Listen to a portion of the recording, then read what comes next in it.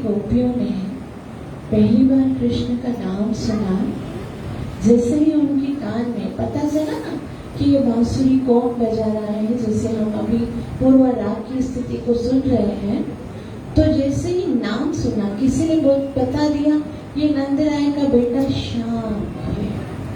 बस इतना खाली पता चलना था।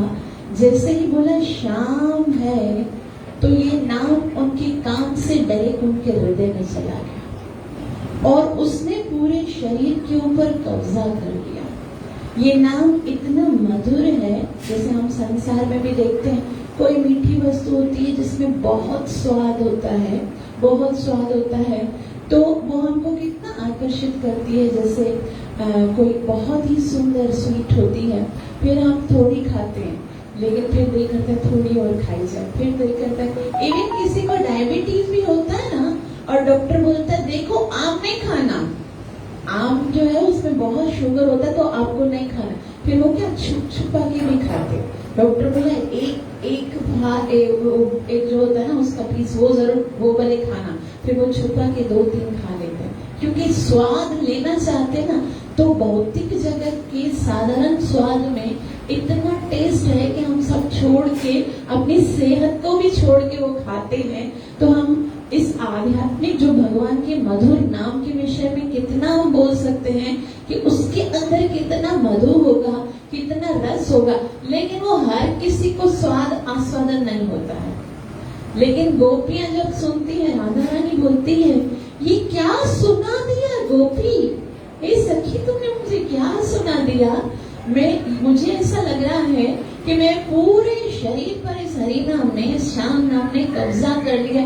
अब बस मुझे और कुछ सुनना ही नहीं है, और मुझे कुछ ना सुनना है ना कुछ बोलना है।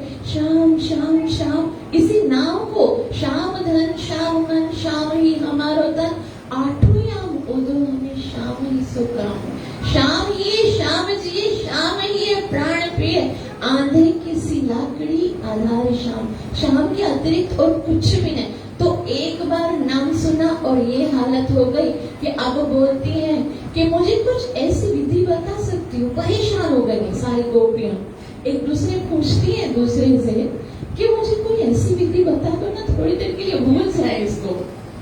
ये क्यों इतना याद आ रहा है, न काम में दिल लगता है, न कोई कार्य करने में, न किसी भौतिक कार्य में। और ये जो संसार है ना, उससे तो चित्त इस नाम ने बिल्कुल, वो तो श्रीमती राधा रानी है, गोपियां हैं जो कि प्रेम की पराकाष्ठा। इस भौतिक जगत में हम देखते हैं जो संत होते हैं, और ये थोड़े भी अभी नए भक्त भी बने होते हैं, वो भी सारा दिन माला करते हैं, और उनको इतना, भले कभी खाना नहीं मिलता है, भले कभी सोने को नहीं मिलता है, नींद आ रही होती है, फिर भी जप कर रहे होते हैं हरे कृष्णा कृष्ण कृष्ण हरे हरे, भले कुछ छीन लो लेकिन मेरी माला पूरी होनी चाहिए, है ना। ऐसा तो हरि नाम के अंदर इतना रस है कि साक्षात भगवान भी जब आते हैं अपना शक्ति आवेश अवतार लेकर, तो उनको अगर कोई पूछता है, भगवान स्वयं वो तपस्या करते हैं, भगवान पूछते हैं कि आपको क्या चाहिए, बोला मुझे 1000 कान चाहिए।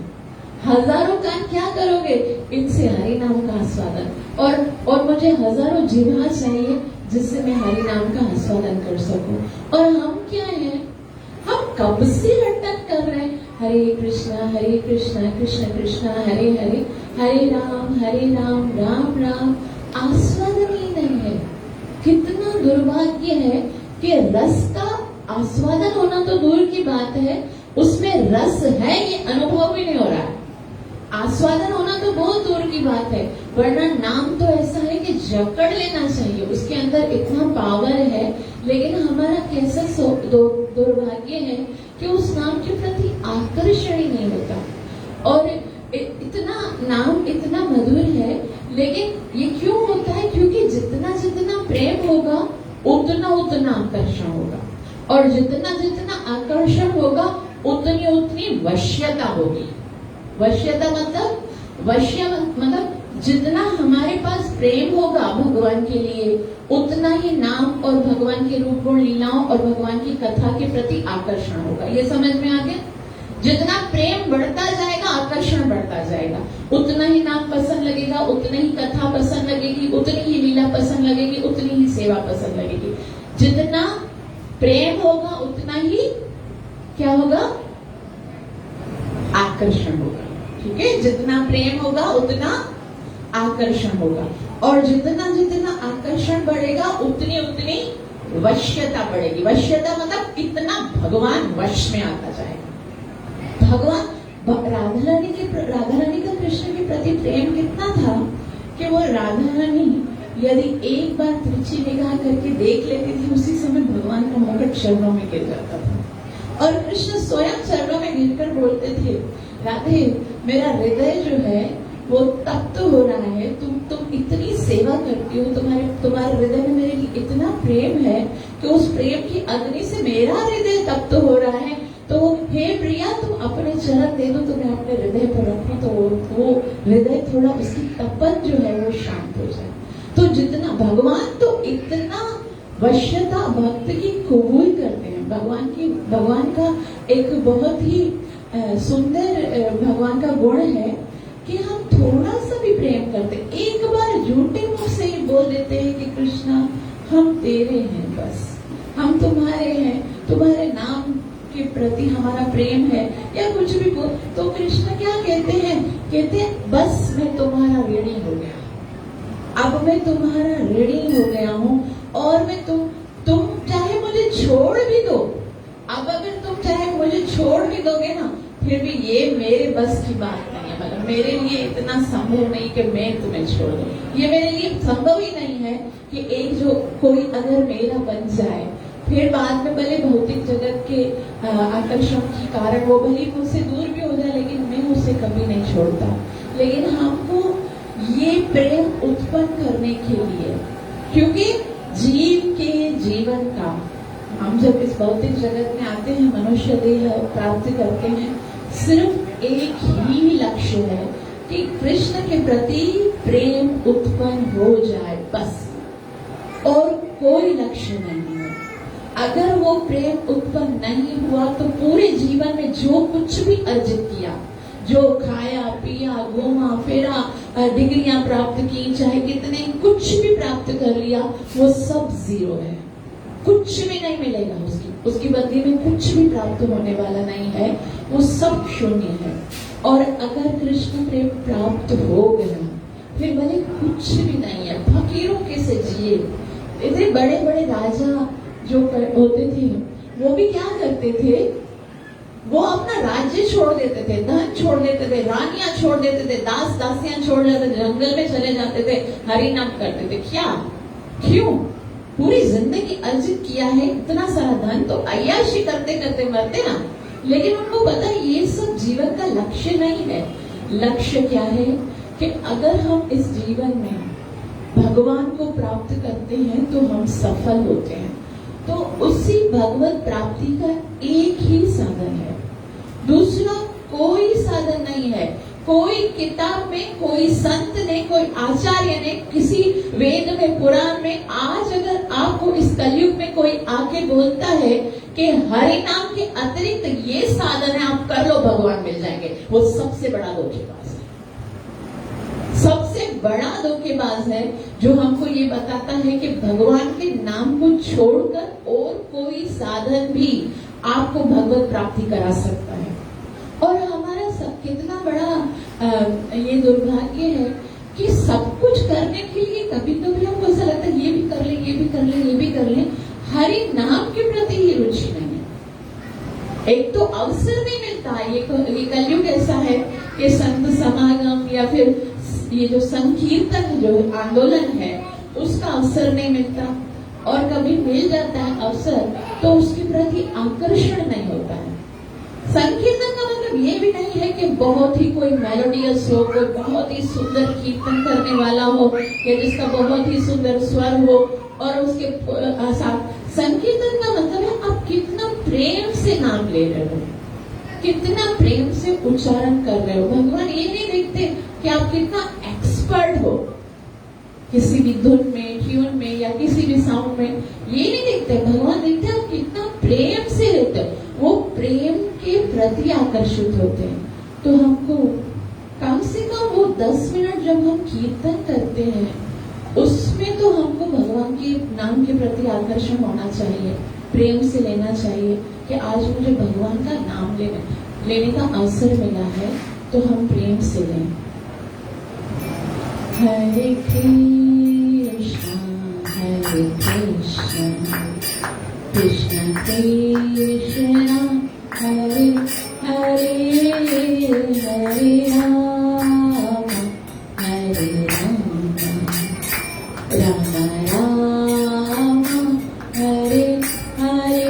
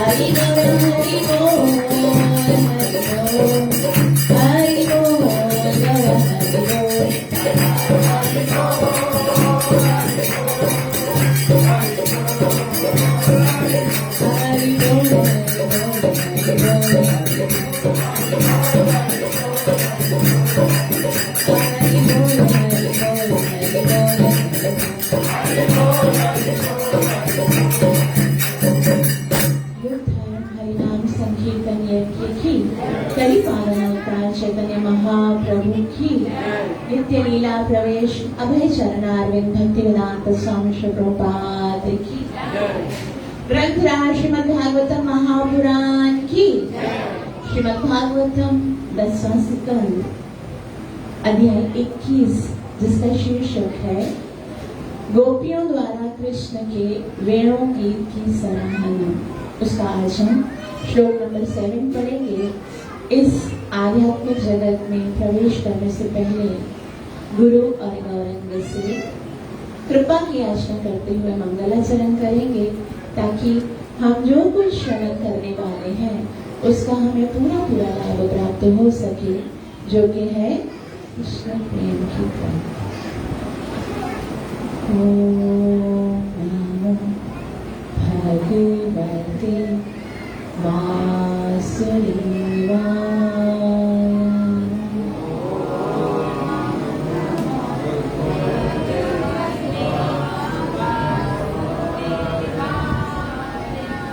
ओम नमो भगवते वासुदेवाय।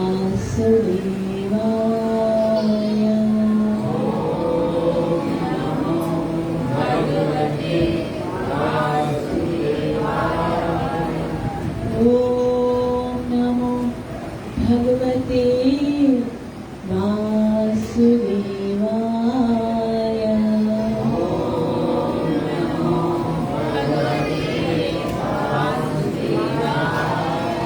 कृष्णाय वासुदेवाय देवकी नंदनाय च नन्दगोपकुमाराय गोविन्दाय नमो नमः। नमः पङ्कजनाभाय नमः पङ्कजमालिने नमः पङ्कजनेत्राय नमस्ते पङ्कजाङ्ग्रये। कृष्णा त्वदीयपदपङ्कजपञ्जरान्तम् अद्य एव मे विशतो मानसराजहंसा। प्राणाप्रयाणसमये अपवातपित्ते कण्ठावरोधनविदो स्मरणं कुतस्त्वम्। आराध्यो भगवान् ब्रजेशतनाय तद्धाम वृन्दावनम् रम्याकाचिदुपासना प्रजवधू वर्गेण या कल्पिता। श्रीमद्भागवतं प्रमाणममलम् प्रेम पुमर्तो महा। श्री चैतन्य महाप्रभु मतमिदम् तत्राधरो नारायणं नमस्कृत्य नरं चैव नरोत्तमं दैवीं सरस्वतीं व्यासं ततो जयमुदीरये। नष्टप्रायेषु भद्रेषु नित्यं भागवत सेवया भगवती युक्तमश्लोके भक्तिर्भवति नैष्टिकी। पंचतत्त्वात्मकं कृष्णं भक्तरूपस्वरूपकं भक्तावतार भक्ताख्य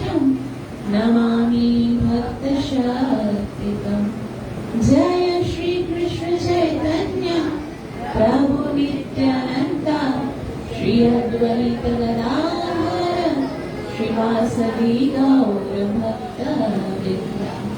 हरे कृष्णा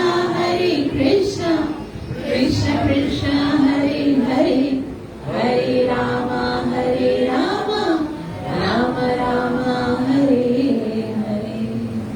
ग्रंथ श्रीमद् भागवत महापुराण की, कली पावन अवतार चैतन्य महाप्रभु की नित्य लीला प्रवेश है चरणारविंद भक्तिवेदांत स्वामी प्रभुपाद की। तो हम श्रीमद् भागवतम में गोपियों के द्वारा जो भगवान का वेणु गीत है उसकी सराहना सुन रहे हैं।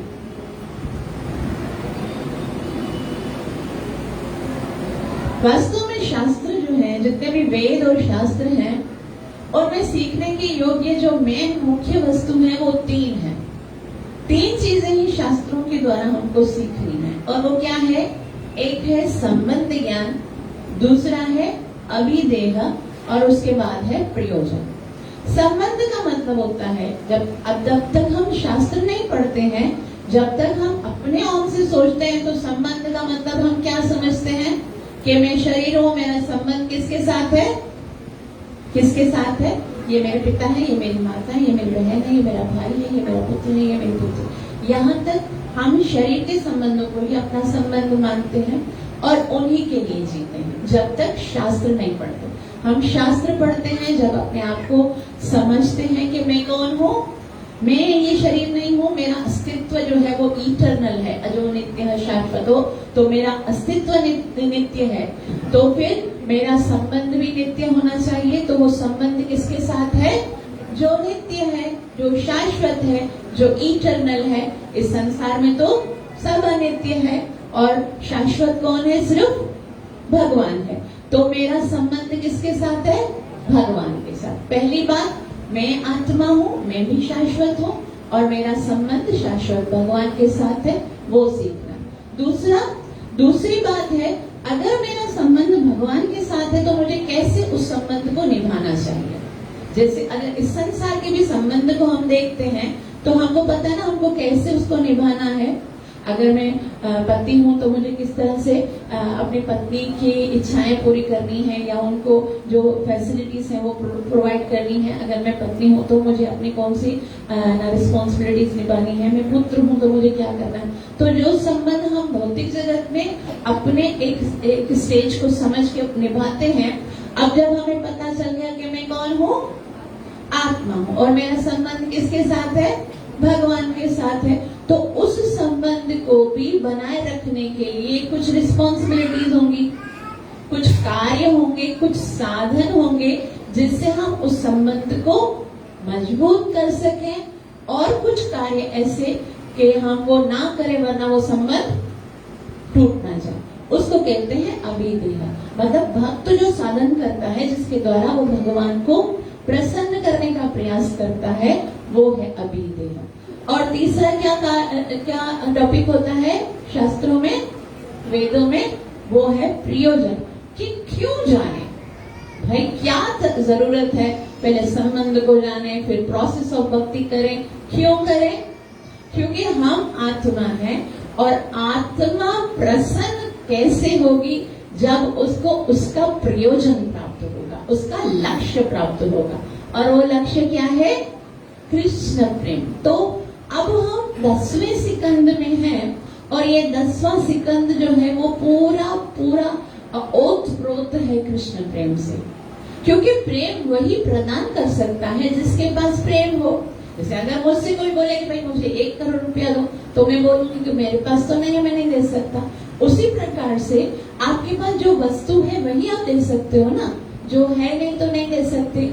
यहाँ पर प्रेम की पराकाष्ठा, रम्या काचित विपासना व्रज वधु वर्गे नया, उनसे बढ़कर प्रेम की पराकाष्ठा और कौन हो सकती है?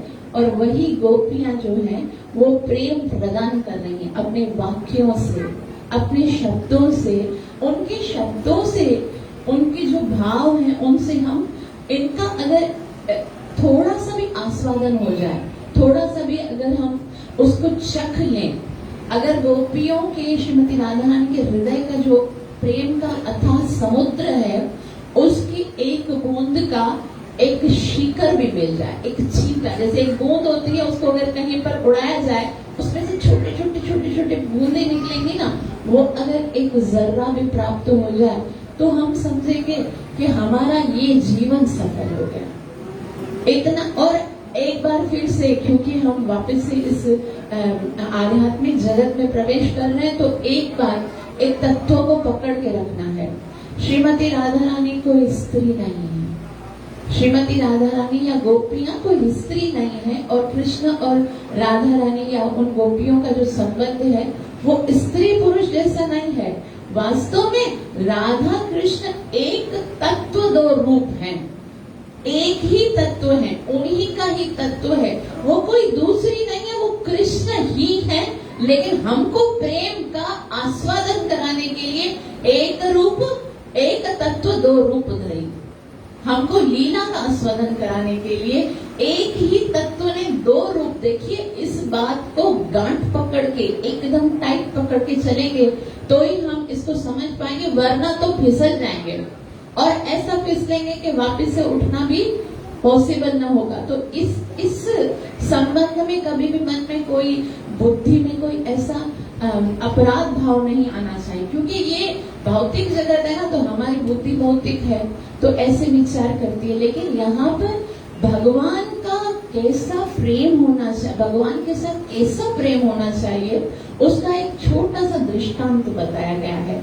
और जिस तरह से हमने पढ़ा पिछली दफा कि जैसे ही वेणु, इति वेणु रवम राजन सर्वभूत मनोहरम, ये वेणु कैसा है, सर्वभूत मनोहरम, बस श्रवण हुई है और सबका मन हरण कर दिया। और श्रुत्वा व्रज स्त्रिया, जैसे ही व्रज स्त्रियों ने सुना उसका, ये वेणु वादन सुना है, व्रज स्त्रिया सर्वा वर्णयन्त्यो बिरे बिरे, और फिर वो क्या कर रही है, सारी, मतलब उनको अपना होश ही खत्म हो गया, मैं कौन हूँ, मैं क्या हूँ, सब भूल गई। और एक दूसरे को आलिंगन करके अपने प्रेम का, उस वेणु के श्रवण करने के बाद उनका जो हाल हुआ है वो एक दूसरे को बता रही हैं, गले लगा लगा कर। और आज जो है वो किस तरह से गोपियां क्या कह रही हैं, उनके शब्दों में सुखदेव गोस्वामी कहते हैं, गोप्य उचुहु अक्षरवतां फलमिदं न परं विदामः, सख्यः पशूननु विविक्षयतोर्वयस्यै, वक्त्रं व्रजेश सुतयोरनवेणुजुष्टम्,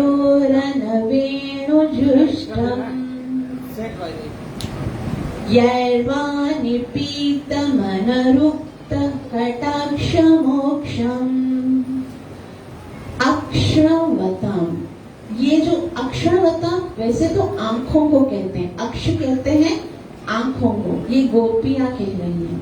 आज हम सबको आंखें मिली है ना, भगवान ने दी है, तो गोपियां बता रही हैं कि इन आंखों की सार्थकता क्या है। अक्षरवताम फलमिदं न परम विदामा, अक्षरवताम, ये आंखों का सिर्फ एक ही फल है, न परम विदामा, उससे बड़ा और कोई लाभ है ही नहीं। अभी क्या लाभ है वो तो आगे बताएंगी, लेकिन ये बोलते हैं न परम विधामा, हमको नहीं पता कि इससे बढ़कर भी आंखों का कोई लाभ हो सकता है। और आंखें भी किसकी, केवल मनुष्य की नहीं बोली है, बोला अक्षरवताम, अर्थात किसी भी जीव को, चाहे वो पशु हो, वो पक्षी हो, वो कीट हो, पतंग हो, कोई मस्किटी हो, कोई हौसला, कुछ किसी की भी आंखें तो होती है ना। भगवान ने आंखें दी है ना, तो उसका सिर्फ एक ही फल है। अगर वो फल प्राप्त हो गया तो भगवान ने, विधाता ने जो आंखें दी है ना, उनको आंखों को सफल करके गए, वो बोलेगा ठीक है तुमने उसका सदुपयोग कर दिया। लेकिन अगर वो फल प्राप्त नहीं हुआ तो फिर चाहे संसार में कुछ भी देख लिया हो, वो आंखों का होना ना होने के बराबर है, कोई लाभ नहीं है। और वो क्या लाभ है, असल में यहाँ पर गोपियां जो है वो बहुत ही सुंदर बता रही हैं। यहाँ पर सनातन गोस्वामी जो है वो श्लोक को टीका लिखने से पहले सनातन गोस्वामी कहते हैं कि गोपी जनों की वंदना करता हूँ क्योंकि उनके जो भाव है जब तक वो कृपा नहीं करेंगे ना हमको समझ में नहीं आएगा, करे क्या ये लंबा कर रहे इस बात को, ऐसा लगेगा। जब तक गोपियों, क्योंकि प्रयोजन तो कृष्ण के प्रति प्रेम प्राप्त करना है। टॉपिक अगर कोई है ना बात करने के लिए, वैसे तो हम बहुत बड़े बड़े टॉपिक्स को एक मतलब कोई भी ऐसे ही जो है ना फिजूल का टॉपिक होता है उसको लंबा करके बताते हैं, उसने ये किया, उसने ये किया, वो फिर पता है हम यहाँ गए, वो ये सब फिजूल है, प्रजल्प है, कचरा है। अगर किसी टॉपिक को लंबा करके बताने की कोई चीज है ना, हम क्या करते हैं, भगवान की स्टोरी 5 मिनट में पता जानी चाहिए, कृष्ण ने क्या किया था 5 मिनट में बता, बाकी उस लड़के ने उस लड़की के साथ किया था वो तो मुझे डिटेल से बता, वहां पर वो गए थे उसके बाद एकदम डिटेल से, ड्रेस कैसा पहना था, देख कैसे रही थी, बात कैसे की, वो सब चाहिए। लेकिन वास्तव में सुनने के लोग यहाँ पर अक्षवताम बता हुआ, अक्षवताम का मतलब क्या है, आंख, लेकिन यहाँ पर इंद्रियों को बताया गया। अक्षवताम का मतलब ये भी होता है सारी इंद्रियां, सारी इंद्रियां मतलब आंख, कान, नाक, त्वचा, रसना, हाथ पैर जो भी है, पंच कर्म इंद्रियां, पंच ज्ञान इंद्रियां, वो सब जो मिली है उनका एक ही फल है कि इनको क्या करना है वो आगे बताएंगे, लेकिन एक ही फल है, इसके अतिरिक्त तो कोई फल नहीं है।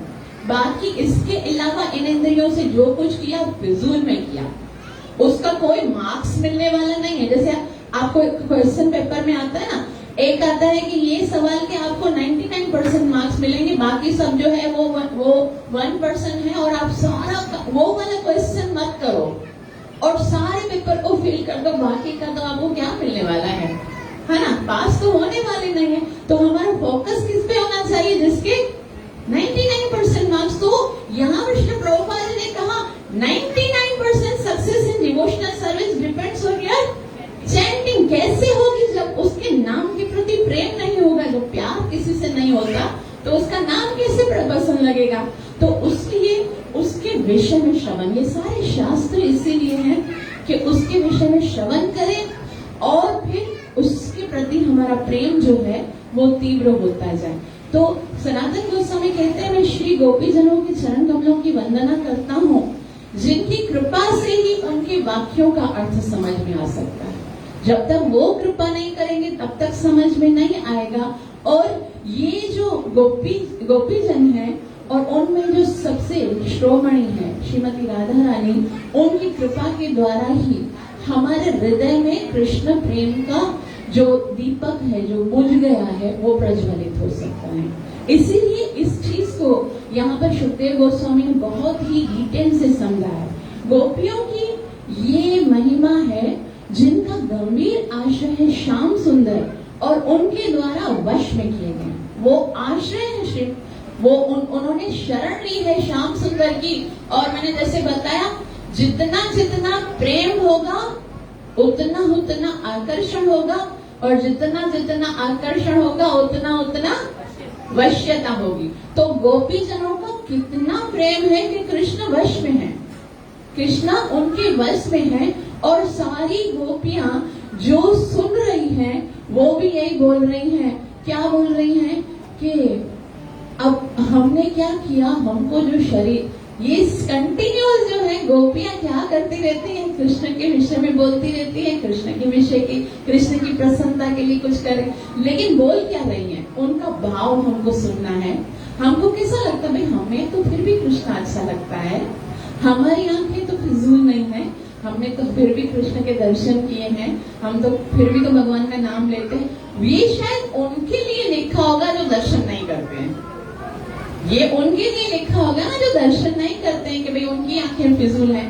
हम तो नाम भी लेते हैं, हम तो गुणगान भी सुनते हैं, कथा में आते हैं, जप भी करते हैं, दर्शन भी करते हैं। लोगों गोपियां क्या बोलती हैं, हे सखियों, इस घर गृहस्थी के बंधन में बंद करके हम सभी विधाता के द्वारा दी हुई अपनी चक्षु आदि इंद्रियों को विफल कर रहे हैं।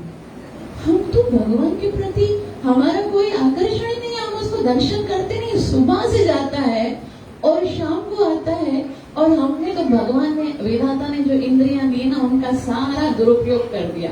घर गृहस्थी में हम फंसे रहे। इसीलिए हमें चाहिए कि जितना शीघ्र हो सके, जितना जल्दी हो सके वन में जाएं और उस अद्भुत कृष्ण का दर्शन करके और इंद्रियों के द्वारा उनका अनुभव करें।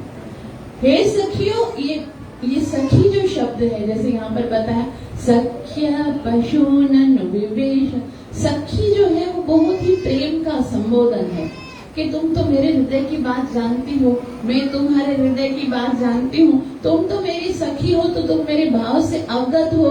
तो हे सखियों, जो आंख वाले हैं, केवल ये जितने खाली मनुष्य नहीं, देवता हो चाहे मनुष्य हो चाहे पशु हो पक्षी हो, उनकी आंख का एक ही यही फल है। हम यही जानते, न परम विदामः, मैं और कोई नहीं जानती कि वो इससे बढ़कर और कुछ नहीं है मेरी दृष्टि में, कि वो क्या दर्शन करे, वो किसके लिए कार्य करे, वो कृष्ण के लिए कार्य करे, वो कृष्ण के दर्शन करे। और जो भी इंद्रिय वाले हैं उनको इंद्रियों का, हमारा तो बहुत बड़ा दुर्भाग्य है। गोपियां आपस में बात कर रही, जैसे ही बांसुरी सुनिए, अभी वो पूर्व राग है, कृष्ण के दर्शन करने के लिए जा रही हैं और लालसा कैसी है, वो कहती है कि हमारा तो बहुत बड़ा दुर्भाग्य है कि उसके दर्शन नहीं हो रहे हमको। हालांकि यहाँ पर सनातन गोस्वामी अपनी टीका में कहते हैं, यद्यपि यत्र तत्र यदा तथा येन केन प्रकारे प्रायः कृष्ण का दर्शन करती रहती हैं। प्रायः जब से कृष्ण पैदा हुए हैं, गोकुल में आए हैं, कोई गोपी मक्खन लेकर आ जाती है, कोई गोपी क्या शिकायत लेके आ जाती है, कभी कृष्ण के अतिरिक्त और देखा ही क्या है उन्होंने आंखों से, कृष्ण के अतिरिक्त तो कुछ। लेकिन इतना कृष्ण के दर्शन करने के बाद भी उनके अंदर हमेशा ऐसी लालसा है, उनको लगता है मैंने कृष्ण को देखा ही नहीं है। जब कृष्ण उनके सामने आते हैं तो उनकी लालसा और भी बढ़ने लगती है, और भी लगता है कि हम और भी दर्शन करें, और भी दर्शन करें। और उस समय वो महाराज निमि को कोसने लगती है। एक महाराज निमि जो है, उन्होंने उनका कार्य क्या है कि जो हम आंख पलक झपकते हैं ना, ये कार्य उनका है। जैसे हमारे सारी इंद्रियों के ऊपर कोई ना कोई देव जो है वो विराजमान है, और वो देव जो है उन्हें शक्ति, जैसे इंद्र देवता हाथ के देवता हैं और अश्विनी कुमार हमारी नासिका के देवता हैं। उसी तरह से निमि महाराज जो है वो हमें पलक झपकाने का कार्य करते हैं। और गोपियां जो बोलती हैं वो कहती है ये निमि महाराज को ना, उसको तो दिल करता है श्राप दे दूं, कि उसको काम क्या है, कृष्ण सामने आते हैं और ये बार बार पलक झपकाता रहता है, ये पलकें बनानी नहीं चाहिए। ब्रह्मा जी है ना, वो तो इतना बूढ़ा हो गया है, उसको किस तरह से शरीर को बनाना चाहिए वो अभी समझ में नहीं आता है, सटिया गया उसको। वरना तो उसको ये सोचना चाहिए, जो आंखें कृष्ण का दर्शन करने के लिए हैं, उन आंखों में तो पलकें होनी ही नहीं चाहिए। और ये प्रेम जो है निर्भर प्रेम का स्वभाव है।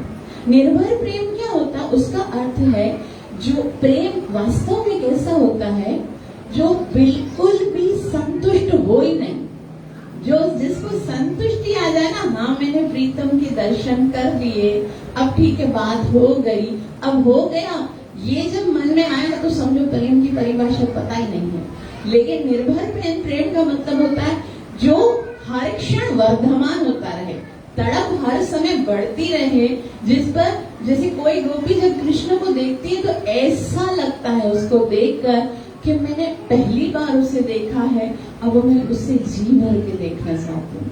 जितनी दफा, चाहे एक ही दिन में 50 दफा भी कृष्ण सामने आते हैं ना, उसको देखने के लिए शुरू। और जैसे ही कृष्ण बाहर चले जाते हैं ब्रज धाम से जब वो वन में जाते हैं, तब तक वो इंतजार करती थी, टकटकी लगाकर उसी रास्ते को देख रही होती है कि कब आएगा कृष्ण, कब आएगा और कब मैं उसको देखूंगी, कब उनकी सेवा करूंगी, कब उनके चरण के दर्शन करूंगी, कब मैं उनको पंखा करूंगी, उनके लिए माखन बना के जाऊंगी। और पूरा दिन बस कृष्ण के विषय में सोचती रहती हैं। और पूर्ण जो भाव है उसका आस्वादन करती है, कभी भी तृप्त नहीं होती है। कृष्ण प्रेम जब उत्पन्न हो तब लगना चाहिए कि कुछ नहीं किया, अतिरिक्त हमेशा आरती बेचैनी रहती है। प्रेम में अगर बेचैनी नहीं है ना तो समझो वो जो प्रेम का जो आनंद है वो आएगा नहीं। बेचैनी से तो कभी मुझे देखना है, मुझे उससे मिलना है, मुझे उससे मिलना है, कैसे भी करके छुप छुपा के गोपियां जाती हैं मिलने के लिए, तो एक बेचैनी है। तो एक सखी ने मानो कहा कि हमको विधाता ने जिस उद्देश्य से बनाया है तो हम तो वो कार्य पूरा कर ही नहीं सक रहे हैं, तो वो फल तो पूरा हुआ ही नहीं है। तो दूसरी सखी पूछने लगी कि क्या फल है, आप बताओ क्या फल है। तो वो आगे कहती हैं, सख्यः पशूननुविवेश यतोर्वयस्य। सख्या, हे सखी, पशूननिविवेश, पशुओं को लेकर, जो पशुओं के पीछे पीछे, ननिविवेश पशु मतलब गाय, आगे से बोलते ना, आगे आगे गैया पीछे पीछे गाय, तो पशुओं के पीछे पीछे कृष्ण चलते हैं, गैया आगे चलती है, बीच में कृष्ण होते हैं।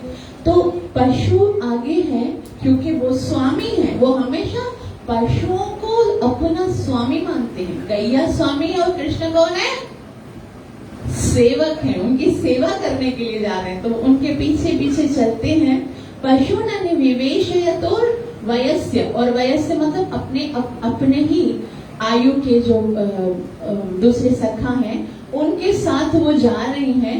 और ऐसे कृष्ण जो कि अपने मित्रों के साथ पशुओं के पीछे पीछे चलते हैं। वक्त्रम ब्रजेश सुतयो, वक्त्रम ब्रजेश सुतयो, वक्त्र मतलब उसका मुख, और किसका मुख?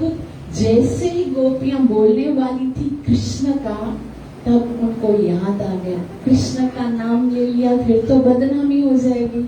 क्योंकि गोपियां जो है, गोपनी का मतलब होता है कि प्रेम को गुप्त करके रखना, प्रेम का उसको है ना ढिंडोरा नहीं पीटना है, छुपा के रखना है। अब अगर वो कृष्ण बोलेंगी तो क्या होगा? तो सबको पता चल जाएगा। दूसरे भी तो यहाँ से गुजर, ऐसे नहीं होता था पहले, भाई ये इसका रूम है, ये एक के साथ सब रहते थे। तो कोई सास ने सुन लिया, ननद ने सुन लिया, तो फिर बोलेंगे देखो कृष्ण कृष्ण करते रहते हैं ना सारा दिन, है ना। तो उसने बोल दिया ब्रजेश सुतयो। ये ब्रजेश जो है, ब्रज के ईश हैं, ब्रज के जो ईश है यानी कि नंदराय जो हैं, उनके सुतयो, उनके दोनों पुत्र अपनी टोली के साथ जा रहे हैं। तो अभी क्या हुआ, वो जैसे सारा गोकुल इनकी चर्चा करता रहता, तो ये एक सामान्य चर्चा हो गई। वैसे यहाँ पर सुखदेव गोस्वामी तो जानते थे कि बलराम जी किसके पुत्र हैं, किसके पुत्र हैं, हाँ? और उनके पिताजी वसुदेव जी के, है ना। ब्रजेश के तो पुत्र नहीं है, नंद बाबा के पुत्र नहीं है, फिर भी यहाँ पर सुखदेव गोस्वामी ने लिखा है ब्रजेश सुतयो, क्योंकि नंद बाबा ने कभी कृष्ण और बलराम में कभी अंतर रखा ही नहीं। हमेशा ये कभी नहीं सोचा भाई इसका पिताजी तो जेल में है और इसको हमको किस तरह से रखना है, जैसे कोई बाहर का आया हो, नहीं। जिस तरह से अपने पुत्र को संभालते हैं उसी प्रेम के साथ उन्होंने बलराम जी को, और पूरा ब्रज उनको ब्रजेश सुत कहता था। ये दोनों नंदराय के पुत्र बोलते थे, ऐसे बोलते थे। इवन वसुदेव भी जब गए तो वसुदेव से जब नंद बाबा जी की मुलाकात हुई थी वहां पर मथुरा में, तब वसुदेव ने भी नंद बाबा से यही पूछा कि मुझे तो देखा नहीं कभी मेरे पुत्र ने, वो तो तुम्हें आपको ही अपने पिताजी समझता होगा ना, इतना स्नेह आप उन्हें करते हो। तो वास्तव में, और दूसरी बात क्या है, ब्रजेश सुतयो इसलिए कहा गया क्योंकि कृष्ण जो है वो बलराम को अपना बड़ा भाई ही मानते थे। दाऊ कहते थे हमेशा, दाऊ जी कोई भी प्रॉब्लम, क्योंकि मस्ती तो बहुत करते थे, है ना, इतनी शरारतें और फंसते थे। तो बचाने के लिए किसके पास भाग के जाना पड़ता था? दाऊ बचाएगा, दाऊ के पास, क्योंकि उनको पता था मेरे दाऊ में बहुत शक्ति है। और हमेशा, और दाऊ जी को एक दूसरी बात है, यहाँ पर क्या लिखा हुआ है कि जो हमेशा पीछे चलता है, उन ब्रजेश सुतयो वक्त्रम ब्रजेश सुतयोरनवी वेणुजुष्टम, जो बंसी बजाता हुआ बलदाऊ के पीछे पीछे चलता है। तो पीछे पीछे जो चलता है उसका कारण क्या है? यशोदा मैया ने भी बोल दिया था बलदेव को, देखो दाऊ ये बहुत मस्ती करेगा, ये कुछ न कुछ उल्टा सीधा करेगा, आगे जाएगा, वन में कोई पशु होगा, कोई कैसा प्राणी होगा, ऐसे नहीं उसको पकड़ ले, गिरा ले, या रास्ते में कोई कंकर पत्थर हो, तुमको हमेशा आगे चलना है। इसको कभी आगे नहीं चलने देना, क्योंकि ये कभी सीधा तो चलने वाला नहीं है, ये कभी उधर चला जाएगा कभी, लेकिन देखेगा दाऊ इधर गया ना तो उधर जाना है, तो इसके लिए तो हमेशा आगे चलना और ये पीछे पीछे चलेगा। तो इस तरह से ब्रजेश सुतयो बताया गया, मतलब कि जितने भी लोग हैं, जितने भी वहां पर सब सखा है, वो सब जानते हैं कि बलराम जी जो है वो कृष्ण के भाई हैं, इसलिए ब्रजेश सुतयोरनु वेणुजुष्टम, और वेणुजुष्टम वो क्या करते हैं? बांसुरी बजाते हैं। तो सखियां बता रही हैं कि ऐसे कृष्ण जो इतने सारे पशुओं के पीछे पीछे चलते हैं और जो दाऊ भैया हैं उनके आगे चलते हैं, वो सदैव बांसुरी बजाते हैं। ऐसे नंद बाबा जी के पुत्र के दर्शन यदि नहीं किए, दर्शन के लिए भी नहीं बोला, ऐसे बोला यैर्वाणि पीतमनुरक्त कटाक्ष मोक्षम, यदि अपने नेत्रों से उनको पिया नहीं है। निपीतम अनुरक्त, इसका मतलब है नेत्र मिले हैं, ये नेत्र नहीं है, ये तो एक ऐसा जैसे कोई पेय होता है, कोई ड्रिंक होता है, उसको पीने का जो पात्र होता है वो है बस। जैसे ग्लास में डाल के आप ड्रिंक पीते हो ना कोई जूस पीते हो, तो ये नेत्र मिले हैं उस कृष्ण को उनके अंदर डाल के पीने के लिए। कृष्ण को देखना नहीं है, कृष्ण को पीना है, इतना। और ऐसे बताया जाता है, हमने पढ़ा था तीसरे सिकंद में, कि जब ध्रुव महाराज के सामने भगवान आकर प्रकट हुए, तो ध्रुव महाराज ऐसे देख रहे हैं, क्योंकि ध्रुव महाराज के हृदय में भगवान थे। अभी ध्रुव महाराज के हृदय में भगवान थे और वो कंटिन्यूस भगवान का नाम ले रहे हैं, भगवान का नाम ले रहे हैं। भगवान वहां प्रकट हो गए। पहले तो ध्रुव महाराज ने खाना छोड़ दिया, ध्रुव महाराज ने पीना छोड़ दिया, ध्रुव महाराज ने सांस लेना छोड़ दिया। तो यहाँ पर हमारे आचार्यगण बोलते हैं, हमारे अंदर तो प्रेम ही नहीं है, हम तो कृष्ण नाम के प्रति क्या त्याग किए हैं। नाम हम कभी सोचते भी नाम लेंगे और खाना पीना छोड़ देंगे, उन्होंने तो सांस लेना तक छोड़ दिया। भगवान प्रकट हो गए और भगवान को देखा भी नहीं। हृदय के अंदर हरि नाम की ऐसी मस्ती है कि भगवान खुद ब खुद आ गए हैं उनको दर्शन देने के लिए, फिर भी नेत्र बंद है। वो भगवान हृदय से निकल कर सामने अपने को प्रकट करते हैं। फिर झटपटा के जब ध्रुव महाराज आंखें खोलते हैं तब सामने भगवान के दर्शन। अब उनको ऐसा लग रहा है जो हृदय में था वो सामने आ गया है ना। आंखें मूंद के बैठे हो तस्वुर में किसी के, ऐसे में वही छम से आ जाए तो क्या हो, और वो सामने आ गए। और उनको लग रहा है कैसे देखूं मैं, नेत्र को देख रहे हैं, कभी उनके चरण कमल को देख रहे हैं, उनके हाथों को देख रहे हैं, उनकी मुस्कान को देख रहे हैं। और सुखदेव गोस्वामी वहां पर कह रहे हैं कि ध्रुव महाराज भगवान के दर्शन नहीं कर रहे थे, वो तो नेत्रों के द्वारा ध्रुव महाराज भगवान को पी रहे थे। तो वास्तव में भगवान जो है, जिस तरह से सुखदेव गोस्वामी बोलते हैं ना कि ये भागवत ग्रंथ जो है वो श्रवण करने का है ही नहीं। श्रवण तो एक मैकेनिकल विधि है, बस कान से इंफॉर्मेशन चली जाए, वो तो कुछ भी सुनते रहते कानों से। ये क्या है? पिबत भागवतम रसमालयम, ये तो रस है, इसको पियो, इसको कानों के द्वारा हृदय के पात्र में लेकर पियो। उसी तरह से भगवान के सामने जब आओ तो भगवान को मैकेनिकल जैसे हम दूसरों को देखते हैं ऐसे देखना नहीं, उसको पियो। ये पीने का है, क्योंकि यही के लिए तो हमें आंखें मिली हैं, तो ये जो नेत्रों की सार्थकता क्या है, वो यही है कि हम इन नेत्रों के द्वारा उन कृष्ण को सदैव निहारते रहे। उन कृष्ण के एक एक अंग को कभी हम देखें कि उसने क्या पहना है, कभी हम सोचें कि उनके नेत्र कैसे हैं, उनके बाल ऐसे देखो बार बार आता है कृष्ण का वर्णन शास्त्रों में। देखो बार बार कृष्ण का ड्रेस कैसा है, कृष्ण की पीली पीतांबर है, कृष्ण का कैसा वक्षस्थल है, कृष्ण की कैसी बांसुरी किस तरह से पकड़ता है, किस तरह से खड़ा होता है, उनके नेत्र कैसे हैं, उनके लिप्स कैसे हैं, उनके घुंघराले बाल कैसे हैं। वेणुं खणन्तं अरविन्ददलयतक्षं बर्हवतं समासितं बुधसौन्दरांगं। कुछ लोग बोलते हैं भगवान का कोई रूप ही नहीं है ना, इसको निराकारवाद कहते हैं, जो बोलते भगवान का कोई रूप नहीं है। अगर भगवान का रूप नहीं है ना, तो फिर संसार में किसी की आंख ही नहीं होनी चाहिए, क्योंकि यहाँ पर साफ साफ बताया गया है कि नेत्र तो इसी के लिए मिले हैं कि भगवान के दर्शन करो। और वो भगवान कितना इनकम्प्लीट है ना, जिस भगवान ने पूरी सृष्टि को बनाया, सृष्टि की हर एक वस्तु को रूप दिया है ना। कोई वस्तु है, कोई फल है, कोई फ्रूट है, कोई व्यक्ति है, कोई पशु है, 84 लाख योनियां, सबका कोई रूप है ना, सबका रूप है।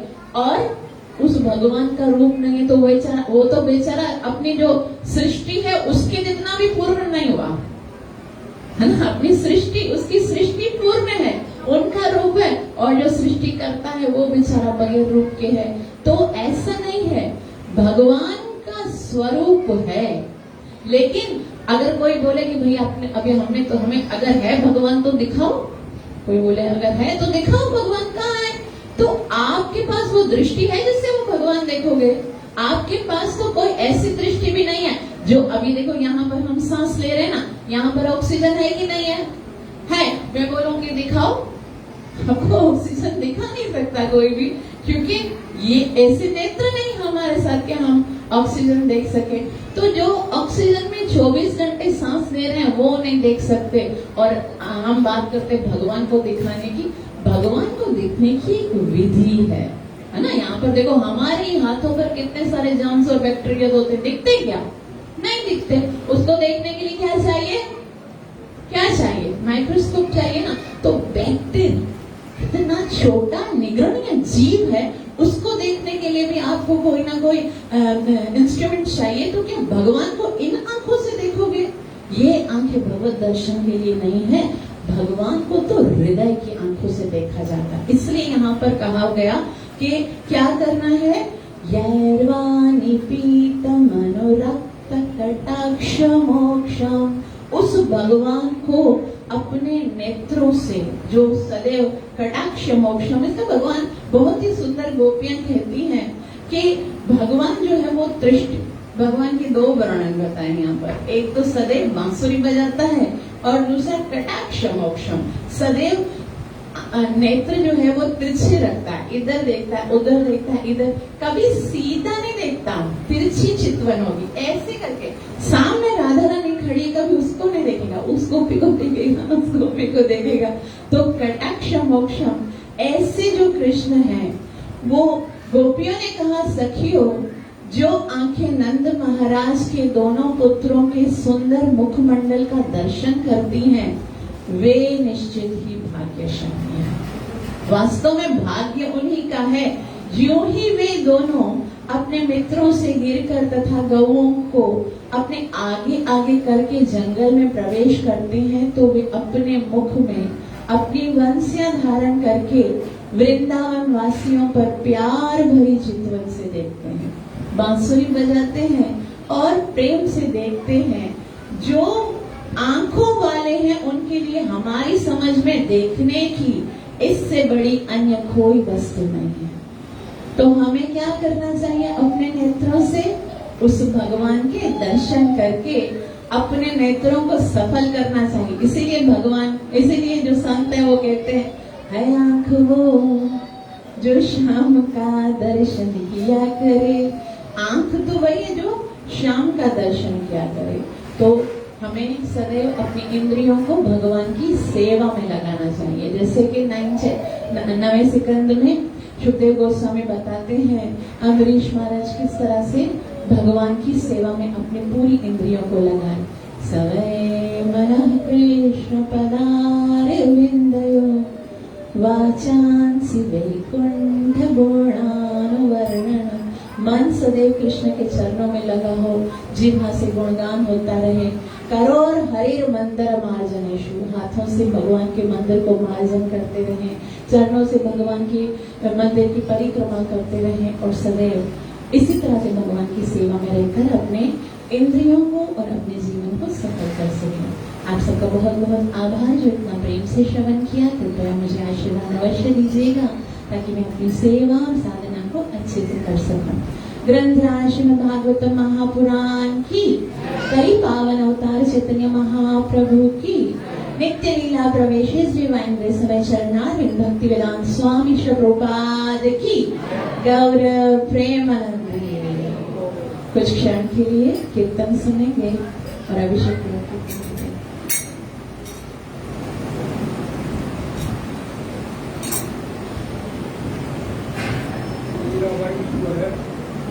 इसका प्याला चला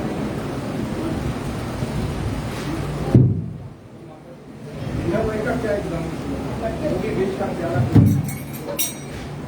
मीरा भगवान को बहुत प्यार करते हैं, सत्य भगवान